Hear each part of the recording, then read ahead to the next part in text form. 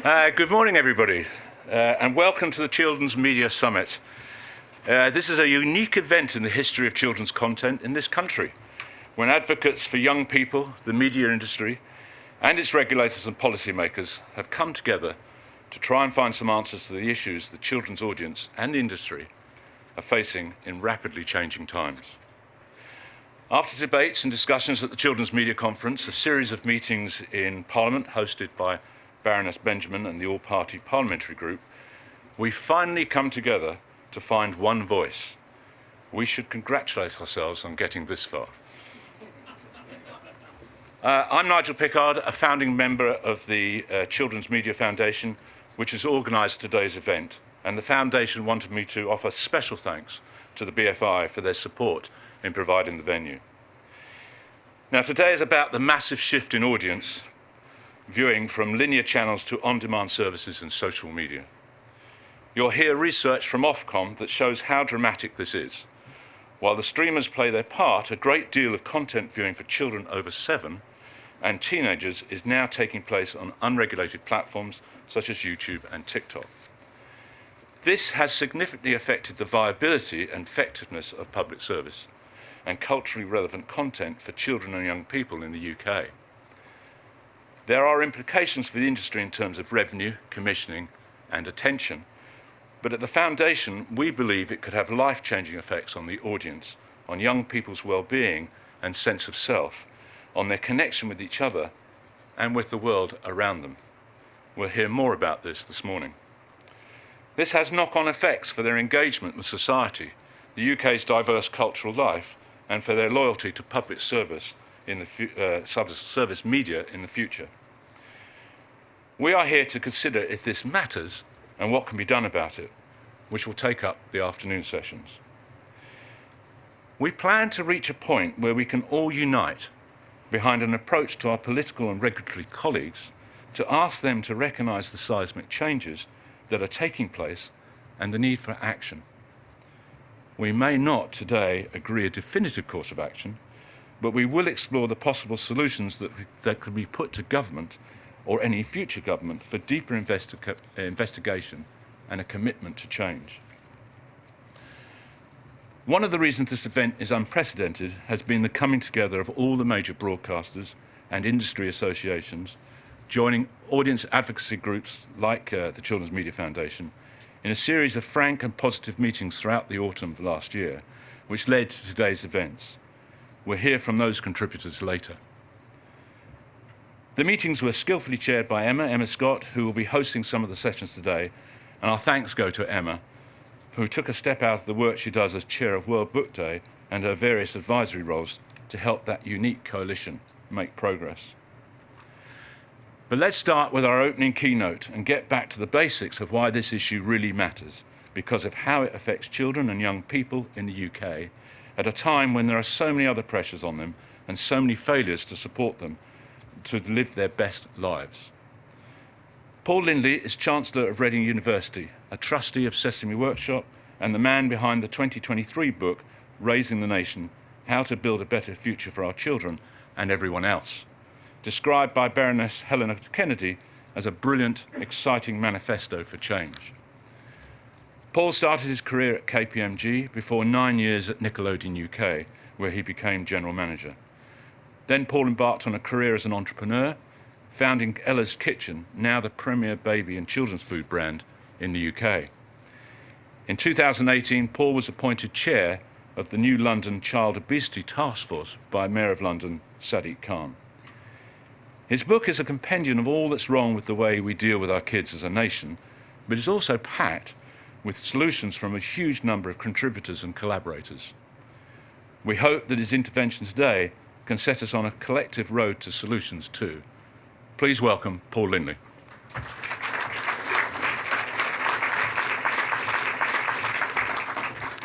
Thank you so much, Nigel, and to the Children's Media Foundation.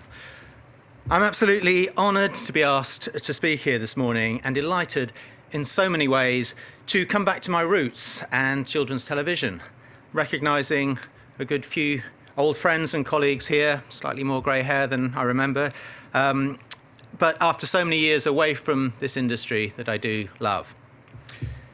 As Nigel mentioned, I spent my formative years of my career at Nickelodeon and now have the pleasure of working with Sesame Street at Sesame Workshop, which means, I guess, that unlike everyone else here, I can freely admit that I do sometimes work with a bunch of Muppets. I joined Nickelodeon in 1995, and since then, for almost 30 years now, I've been working in, on, or around children's issues, trying to nurture and empower children to get off to the best start in this perilous journey that they'll have, but exciting, on the way to adulthood.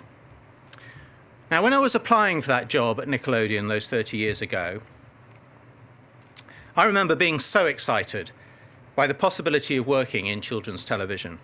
Then at the vanguard of this new world of multi-channel television, the emergence of digital platforms and the arrival of the internet, all of which brought possibilities for new services to help children best navigate that journey through childhood. Really exciting times. But I was particularly excited because at that exact time, Nelson Mandela, South Africa's brand new president, gave a speech that deeply affected me then, and it still does now. It really set my purpose in life and the personal journey that I've since travelled. Because he said, "There can be no keener revelation of a society's soul than in the way it treats its children." Going on to add that children are the rock on which our future will be built, our greatest asset as a nation. Now, with those words ringing in my ears, I got that job at Nickelodeon and spent 9 wonderful years there before leaving to start Ella's Kitchen, which we built to become the UK's biggest children's and baby food brand. And as you now know, I'm the trustee of Sesame Workshop. I've chaired London's Child Obesity Task Force for Sadiq, and I'm the Chancellor of the University of Reading, which has a great department of film, theatre and television, and which is a shareholder of Shinfield Studios, built on its Thames Valley Science Park, which at the end of this year will have 18 sound stages and 1 million square feet of studio space. And it's a great example of the British creative industry attracting inward investment and bringing opportunity to keep us world leading. In 2017, I also published a best-selling book called Little Wins, which is all about the huge power of thinking like a toddler, and it lent significantly on my Nickelodeon and my Ella's Kitchen's insights and learnings.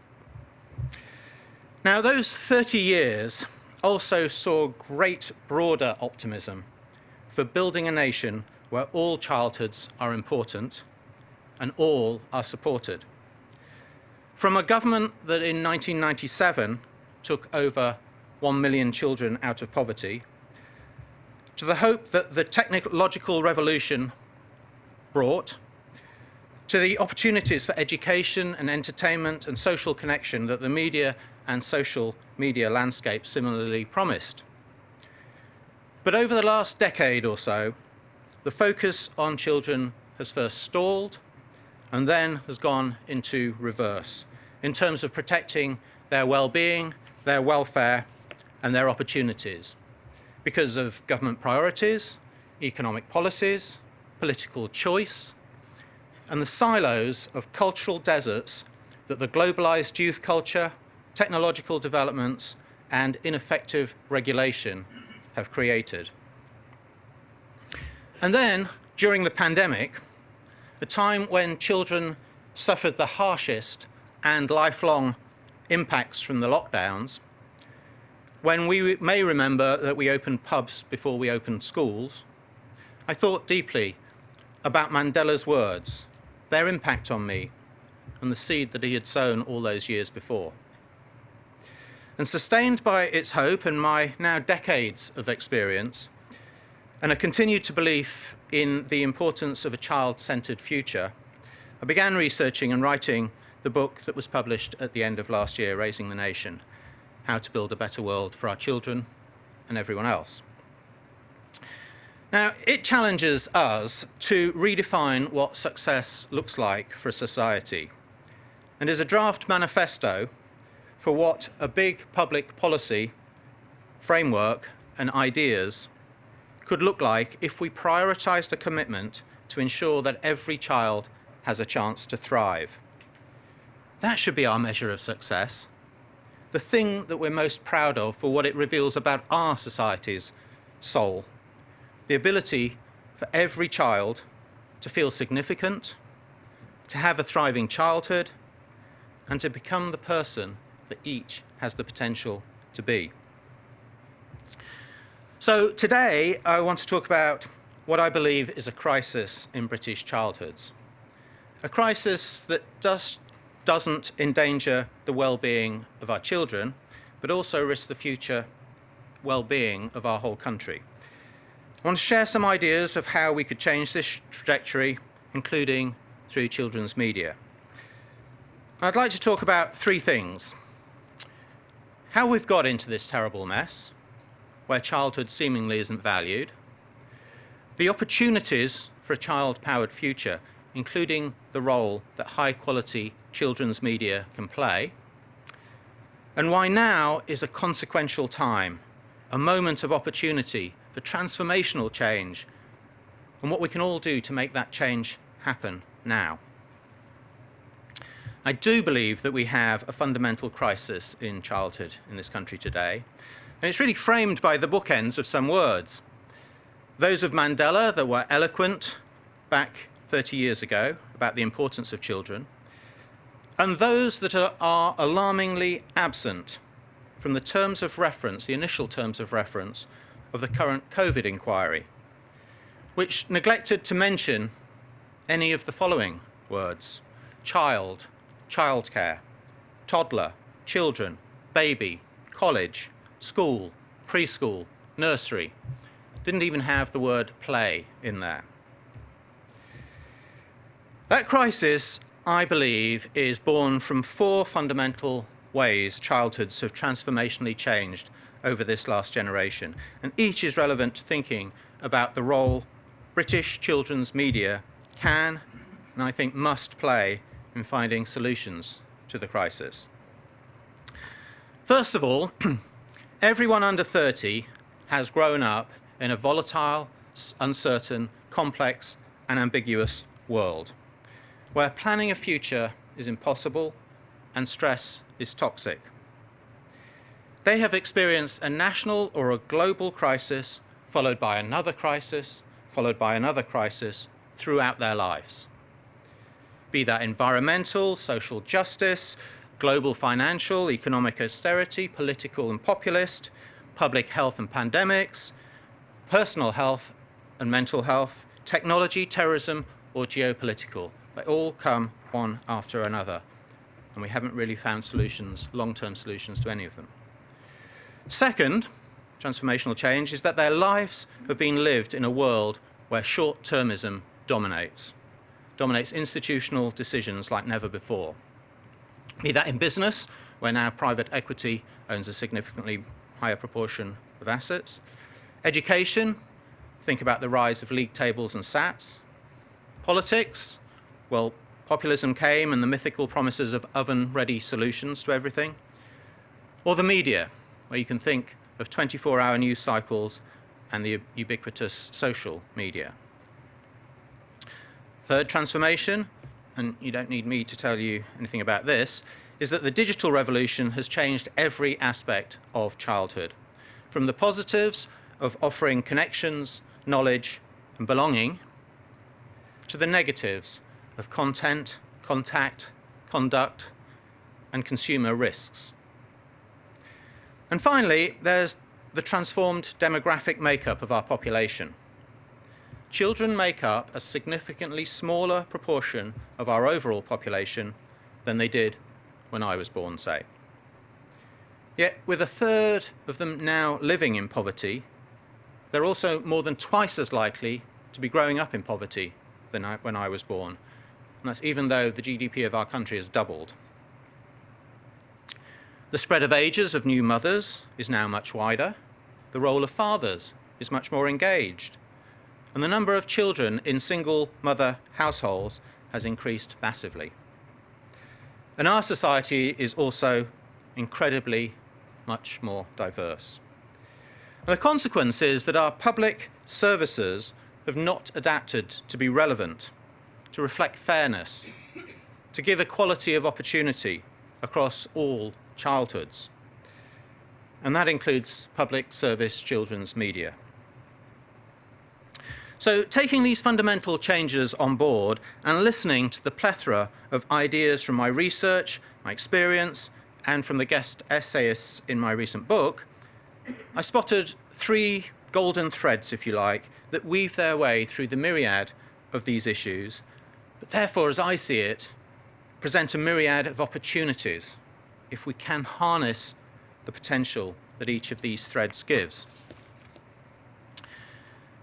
The threads are that all children are not thriving today because too many have no voice to shape their lives. They and their families get stuck in systems that don't hear their lived experiences or their true needs. How can public service children's media help give them a voice? Too many of them don't have a variety of positive experiences in their childhoods from which to find their purpose, their passions, the things that they're good at, and therefore their confidence and their drive, as well as their tolerances and their empathy. How can public service children's media help give them a variety of positive experiences? And third, too many of them don't have their well-being measured, or prioritised, or protected, be that at home, at school, in the public space, or online. Again, how can public service children's media help with the well-being of our kids? We see the implications of these conditions failing our children by the fact that, for example, 40% of London's children live with an unhealthy weight. 1 in 6 of our children has been diagnosed with a mental health issue, which is an increase of 60% in the last 3 years. By the fact that half of our youth centres have been closed in the last decade, and over 500 playgrounds since 2016. And we see it in the way that social media companies feel that it's perfectly okay to define a 13-year-old as an adult, to push their content, their algorithms, and collect their data, yet in their terms and conditions can highlight that some of such content may be harmful to those under 18. Yet we allow this. What does that reveal about our society's soul? And this is where the children's media sector can lead. For a key ingredient in nourishing, stimulating childhoods is high quality, freely available, culturally relevant drama, information, entertainment, edutainment, and storytelling content. This ingredient is critical for children to understand who they are, get a true perspective of their environment around them, and of the culture and heritage of their individual communities in the society in which they're growing up. Children aren't a minority group in society. Uniquely, everyone is or was a child. And the role of public service children's television in fostering curiosity and encouraging literacy and inspiring citizenship has long been regarded as public service television's key contribution over the post-war generations. If anyone's in any doubt of this, just consider the importance to you of the role models children's television gave you and their encouragement of your ambitions. You probably heard Samantha Morton's acceptance speech at the BAFTAs last week when she said, "When I saw Ken Loach's Kes on a huge telly that was wheeled into my classroom, I was forever changed. Seeing poverty and people just like me on screen, I recognised myself. Representation matters." And it's also worth noting that Samantha credits her success to the Central Television Workshop and an initiative by an ITV franchise holder to find and nurture kids' TV talent. In the 1950s, the new ITV companies were obliged to produce serious volumes of children's programming, which was a small price to pay for their franchises, which Roy Thomson, the founding chairman of Scottish Television, described as a license to print money. And for decades, healthy competition between public service broadcasters within a well-regulated framework meant that UK children's broadcasting was the envy of the world and exported everywhere as a key signal of British values and soft power. And it's maybe no coincidence that from 1945 to the 1970s, inequalities of opportunity lessened and social provision for children and families increased. High quality, freely available, culturally relevant television for children played its part in that landscape. And again, you don't need me to tell you that this world has now gone by. Media regulation as it relates to children is largely focused on traditional public service broadcasters when the audience, we know, is barely watching any such output. Broadcast TV now accounts for about 15% of 6 to 11-year-olds' screen time. Only 3 years ago, that 15% was 35%. Ofcom estimate that less than half of 3 to 17-year-olds now watch live television. The top kids' TV shows, say broadcast on CBBC, now might expect to get 70,000 viewers, and the other kids' channels would expect considerably fewer. That's out of a potential audience of almost 5 million. So what do children and society risk losing with the demise of children's television experiences from locally relevant drama, factual and history programmes?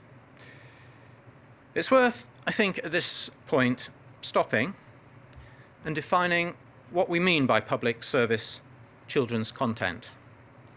That's the screen time that's formerly known as public service television children. It's content that can help a child understand their town, their country, and their world. That develops understanding, valuing, and ownership of what it means to be British. That creates a will to engage, participate, and contribute to society across multiple sectors, be that health, sport, or the environment. That provides role models, inspires ambition, and encourages social inclusion. And that engages young people in national conversations which drive them to participate as adults in the future. However, many children now find their media content on video sharing platforms which are aimed at international audiences, are dominated by US content. And on these platforms, they also have to navigate the pressures and complexities of adult-focused media without the support of public service content tailored to their needs.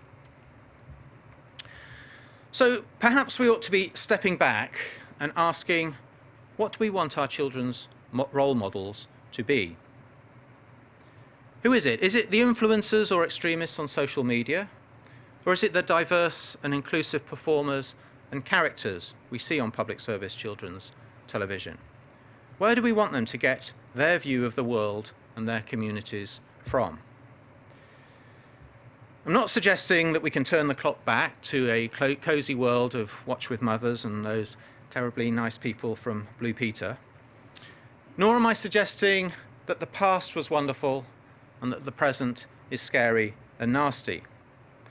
But I do think that it's vital that children's content helps to strengthen those threads that I spoke about, to give children more voice, more variety of positive experiences, and to protect their well-being in the decades ahead. Today's children have more choice and easier access to storytelling and information than any of us ever did as a child. But how they find accurate information and culturally relevant inspiration is fundamentally down to the whim of huge, largely unregulated international corporations. And the decreasing amount of high-quality British content in kids is hidden in a quagmire of, at best, dubious and at worst, dangerous stuff. I wrote in my book of Molly Russell's tragic death and the inquest that was going on as I was writing, and it shames us all. But we have to be optimistic, otherwise, why are we here? We have generally regulated media to prevent harm. But what about regulating to promote good? To break down inequalities, to build up inclusion, and to expand horizons of opportunity? We also generally regulate the amount of children's content that broadcasters produce. Is it time to set quotas for how much content is consumed, which would incentivize public service broadcasters and others to ensure nourishing content reaches the audience, wherever they now are, and be incorporated into the algorithms that push that content? What of the streamers and the video sharing platforms, who currently are largely free of obligation when it comes to offering quality content for British children, yet who can be regulated and brought inside the tent, as we've seen from the impact of the Age-Appropriate Design Code and the Online Safety Act? What's the 2020s equivalent of the 1950s ITV licence obligations? The quid pro quo from the wealthy companies who dominate our children's viewing. One focus of my campaigning and awareness building this year is in support of a campaign to turn on the subtitles across all children's content, irrespective of platform delivery, across broadcast TV and AVOD and SVOD platforms, as well as through video sharing and social media. Henry Warren and Ollie Barrett, the Turn on the Subtitles campaigners, articulated their drive in an essay they wrote in my book, which is to require all children's content, irrespective of that platform distribution, to have subtitles created and for the default position that they're on rather than they're off when the viewer consumes. The evidence shows that literacy rates can double by the age of 11 with subtitles on by default. And this is at a time when 25% of our children leave primary school below their expected reading level, and that rises to 50% for poorer children. In the US, Sesame Street has led the way in creating public service children's television, and then innovating to remain relevant and vital to children's well-being as the media landscape has changed. In moving from existing to supporting disadvantaged kids to learn their ABCs and 1, 2, 3s in the 1970s, to helping children process emotions like grieving and anxiety in the 1980s and 90s, to providing humanitarian responses for displaced children, to helping children see autism as a way to be an opportunity to be inclusive, and to creating Sesame Street in communities content that's off broadcast TV to support children and their families in their communities dealing with specific issues like opioid addiction and incarceration. The pathway to ensuring its brand has stayed relevant and its content remains consumed has been, I believe, in its self-examination as to its very purpose, and in bravely redefining its mission to simply be to help kids grow smarter, stronger, and kinder, full stop, or period, as they might say. And the ensuing strategy is to deliver this mission has involved relooking at its revenue streams, its content focuses, and diversification in both of its platform and its content delivery. In my book, Raising the Nation, I focus on some possible opportunities and ideas specifically within the children's media and digital content space. There are too many to share, and please do buy the book. I'm an entrepreneur after all. But they include a proposal to end the digital divide, to make broadband a free public utility, as well as the subtitles opportunity. The ideas include ensuring the arts are seen as a necessity and not just a luxury, with schools being offered the opportunity, the capacity and the resources to put creativity at the centre of their teaching and learning systems. How could public service children's content play a part in the transformation of the classroom? The ideas include asking whether this sector can be a driving force in promoting a common understanding of children's digital well-being, promoting an accessible and research-based definition of such digital well-being, and leading in setting goals and changing wider industry practice generally. Can this sector explore with government the ideas of kite marks for best practice, incentives to reach it, or tax credits for those organisations that illustrate changes in content in their products informed by the principle of children thriving? So much more to explore with creativity and imagination of thought of how stakeholder relationships around children's content could work. And finally, a big focus of mine, I wonder how public service children's media could help children find the spaces and the places and the time to simply play, to explore, to discover, to be free to be with their friends outside. Can such content be seamlessly and beneficially incorporated into free play? Can public service children's media help guide parents to play with their younger children and help create, say, a national play-at-home scheme, which is an example in my book, similar to the existing national read-at-home scheme? Indeed, can the industry support the national read-at-home scheme in a way itself?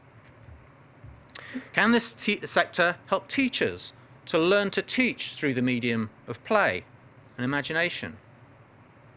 Can the sector find an indispensable role in a national play strategy that through high quality, culturally relevant, freely available aspirational content, be that on broadcast, on demand, or received through social media, that could help childhoods thrive in the context of the UK and British culture and environments?